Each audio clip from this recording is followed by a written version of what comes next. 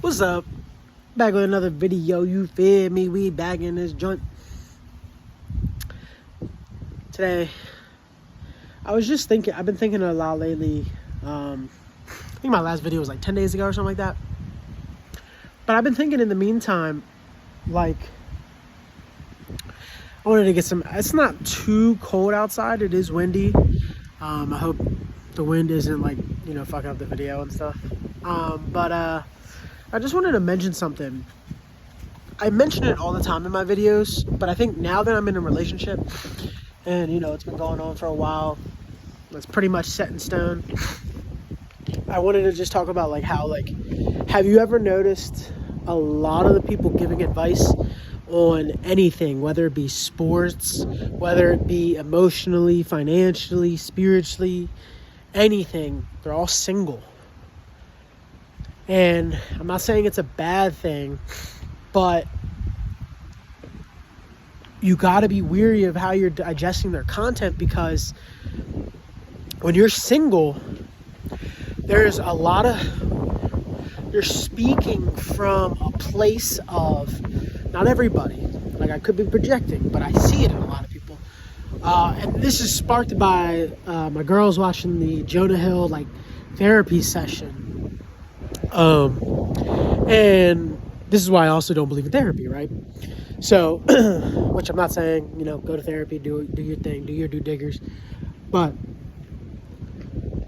the therapist had Parkinson's at 20 years old.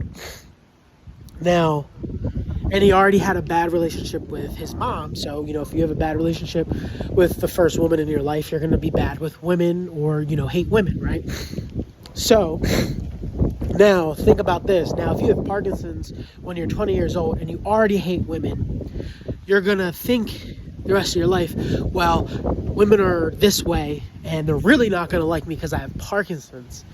And I said that to her, and then later throughout the rest of it, it pretty much gets confirmed. He's 70, never had a woman or nothing, and yet he's your therapist. So he's coming from a bias of I hate women. So there's always these undertones of whenever you're listening to anybody's messages or anything, I always say it. There's an undertone of something they believe in that's pushing their beliefs. And I think when you get in a relationship, and you have kids, or you just get in a relationship, right? You have to, being in a relationship forces the biases out of you, because you have to confront the biases when you're with the opposite sex, right? Any determined beliefs you have are just, you might say something and she'll be like, or he will be like, well, that comes from, they'll put it right in your face, like, oh, well, that comes from this. You need to work on that. And it's like, damn, it does come from this. And then the more you work through yourself, the more you realize, oh, this is old past traumas or experiences and things like that. And that's where it's coming from. And then eventually you get to a point where, I'm not saying you're going to be fully healed or anything, but it all comes out. And then you come to a place of no biases. You start to see everything. You see everything for what it is. And I'm not saying I've always seen, things for what it is, but I've always said in my last videos, that's why I've always updated a video, right? I come back and make a part 2 of a video, because I'll say, hey, that last video I could have been projecting because I was feeling depressed about X thing, and that's what came out. So you got to really be worried about what these people are preaching and what their beliefs are, because if they're coming from a place of hatred or jealousy or any of these emotions or any beliefs, past experiences, it's really going to affect their message. And then subconsciously, your subconscious, see, the thing is with your subconscious, right, which is why, and there's a couple things, there's one more thing after this main point I'm talking about in this video, is I want to talk about self-love and subconscious behavior, because a lot of people don't talk about your subconscious does not play around. We don't ever talk about it directly, but you guys know what I'm talking about. Your subconscious doesn't, it's not a coincidence that your subconscious can pick up the deeper meaning of a movie, music, a song, a TV show, a book, right? And then later, because think about it, this is how it works. Your subconscious is already processing it, right? But your conscious mind, you're busy, you're doing other things. You're reading, and at the same time, you're reading the words, but you're thinking about what you're going to do for dinner later. You're thinking about what's going to go on tomorrow. It's not actively. So we got to get it mixed up. Consciously, it's in there, but you're reading the words. Subconsciously, though, while you're reading the words, it's processing the deeper meanings. It's processing everything. So what does that tell you? Your subconscious does not play around. Your subconscious doesn't know. Your subconscious is that unfunny friend. It's the person who, like, you're just like, bro, like, what's wrong with you? Like, your subconscious is the friend you don't bring around or don't hang around with, really, for real. Because you're like, damn, they lame as shit. You know what I mean? Because you could be. This is why I always say, the way you talk to yourself is so important. Because of course, it's windy as shit. Like when I'm making the video, like, it wasn't this windy. I'm telling you. And I'm out here, recording, but I hope it's not that bad. But so your subconscious is like, hey, I'm ugly and I'm fat. That's what you're saying to yourself. That's what you're saying consciously. Well, your subconscious is like, damn, I'm ugly and I'm fat, and it's coming from this reason why. It instantly knows why, so it doesn't play. So you have to be really mindful of your words, and just really treat yourself carefully, because your subconscious determines everything. Like I say, you live life subconsciously and then you consciously act. Everything is subconscious. So how you're acting, which just goes back to the first point, how everything you're talking, how you're responding, your behavior, everything is all from subconscious beliefs, and then you consciously act that way. You go, well, I thought I could do that. Well, why did you think you could do that? Because I remember seeing this in this show that's how acceptable. See where your brain will go? Your brain will consciously then remember and recall why you think something's okay, right? So, just another tidbit. And then the last thing I want to talk about is, some truth shit. I just want to talk about some self-help shit first. I had another video recorded already, talking about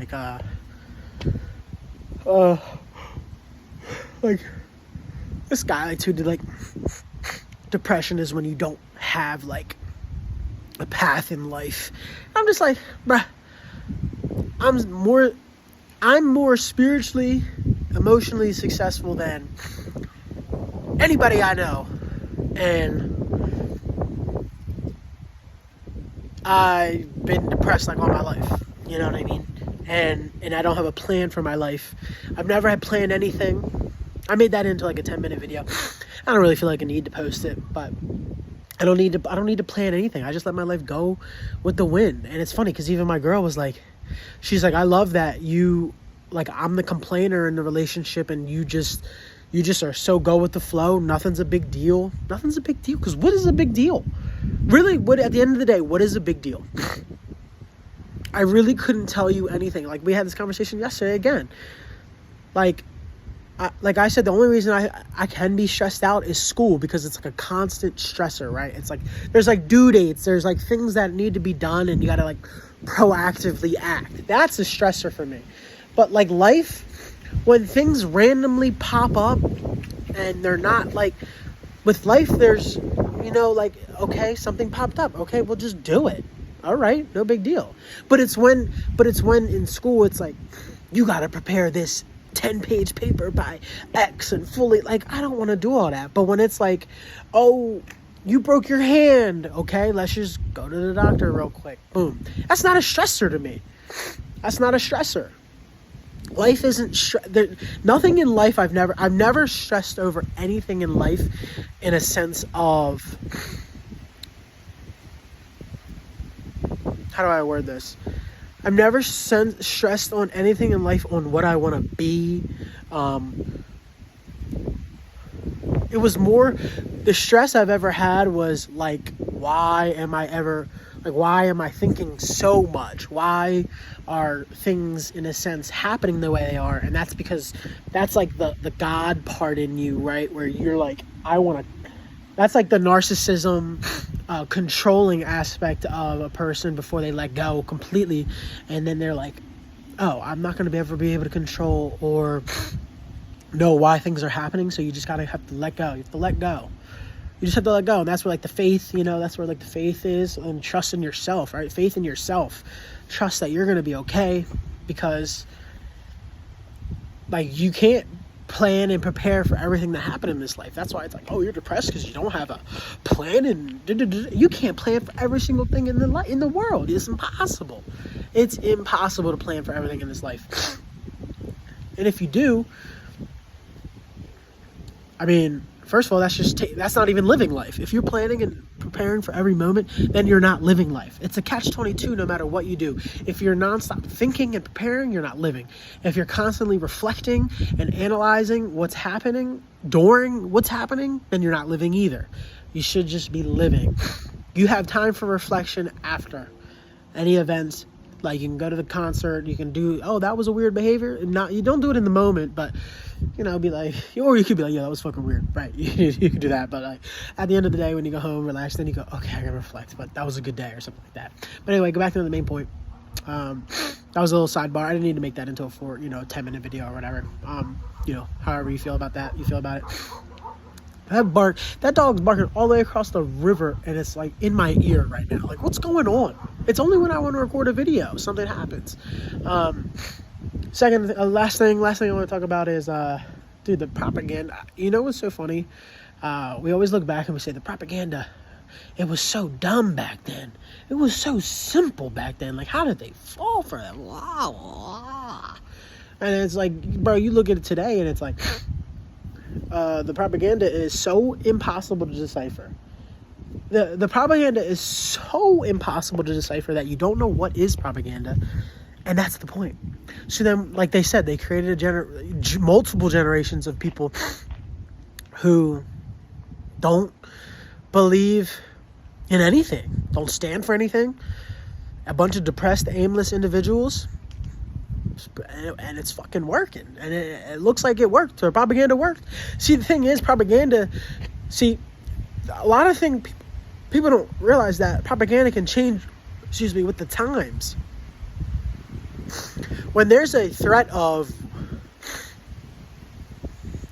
I think people don't realize, if they go dig deeper into, I'm going to try to make this quick. I don't want to go too much longer, but when there's a threat of, it's not the threat of war. I think they were doing propaganda for. It was the threat of taking away, whatever country was having. There's nationalism, socialism, communism, right? So there was a threat of what the goal is, right? And right now, then we're moving to this like multipolar world, right? Which is unipolar, which is what China wants, right? So what does China do? So what do we do? What do we do? It's funny because if you really pay attention to the propaganda, like if you can really read between the lines, it's actually really fucking good. Americans don't realize they're getting propaganda'd. So Americans are genuinely fearful of China, right? We're all genuinely like, China's doing something, right? But who do you think's making that propaganda? Who do you think is allowing China to take over as much as they're taking over? But meanwhile, if you really learn what's going on over in China, they don't have the military that they say they have. They don't have the people that they say they have. So what is China saying they do? China's like, well, we have money, we can buy up and make it look like we're bigger. It's like a tactic, right? Like with the bear, stand up, make loud noise, make the bear scared, but that's all you got, right? Same thing with China. So it's like, but meanwhile, we're sending program over there to make Chinese people hate China government, right? So that they don't have people even for them. They're like, damn, if we can stop all the Chinese people from really banding together over there, then we're fine. Because at the end of the day, there's China wants to be unipolar, control the world, right? Typical out of them, right? Who wouldn't want to do that? While America wants to be multipolar, but the thing is, we don't really want to be multipolar. We want to control everything and have bases everywhere. And that's like the real reason for the bases, right? It's because then we have like an access point into each country. And but I think, China doesn't see, like, think about the places that we don't have a base in, right? They want a base here. They want a base everywhere else. The propaganda is crazy. Now, I'm sorry. I'm, like, not really fully explaining because I'm just thinking, like, the whole purpose of all the propaganda is to basically make everybody convoluted. But I feel like it's working against them, too, and that's the problem, is that because they need generations of people who believe in whatever they're trying to push. But the thing is, it's so buried in what they actually believe that everybody's aimless right now, right? I just think it's so fascinating that, like, some goal that they tried to do is, like, actually in the same sense blowing up in their face, right? Because they're like, we need to have everybody, because think about it in a sense, if you want everybody, if any country you're trying to dominate, you want those people to be clueless, aimless, right? Same with America. That's what's happening right now. So that's also part of, like, Chinese, Russian, anything propaganda is make all the people clueless. But that's what makes me think. That's why it's so confusing of how many people are actually in on it as much as they say they are, right? The games be deep. It's so interesting. It makes you want to, like, join that side. Like, you really be forgetting that the forces you're up against in this universe are actually fucking evil because of, like, how, like, you're like, damn, yo, they be doing this shit good as hell. Like, this is good. And then at the same time, you're like, but it's fucked up. It's fucked up. I'm just trying to think of, like, a prime example because, like, I remember, like, think about this. Like, the CIA, the goal of the CIA was to just basically invoke war, civil unrest in every country, right? But they, in turn, then kind of get lost because when they're like, hey, we started all these militias and side groups in every country, and then when that side group goes and do other things, they're like, wait, who do you work for again? Like, I know we started that, but who are you now working for? So, and then it just creates this mess where you don't even know who's who. And I think that's what we're in right now, is that we don't know who's who. So you don't even know where the propaganda is coming from. Right? I think that's it, really. I only say that because, like, we just are in a generation of people who just, like, don't stand on anything. There's nothing you stand on. There's no... And they think... I don't know. They just think they think they do know something, right? They're, like, pro not America, but they're, like, pro, like... It's weird. It's just, we're in a very weird point where Americans don't know what they want, and I think we're gonna find out. I don't know. Sorry, rambling. I'm not trying to make the video too long, but I hope you got something out of the video. But, you know, you just got to be in awe at the way the top or whatever works, if it's even real at the end of the day, right? Could only be like 50 people. Like I said, man, give me. I'm telling you, I could run the world with 15 people. It's really not that hard. It really isn't.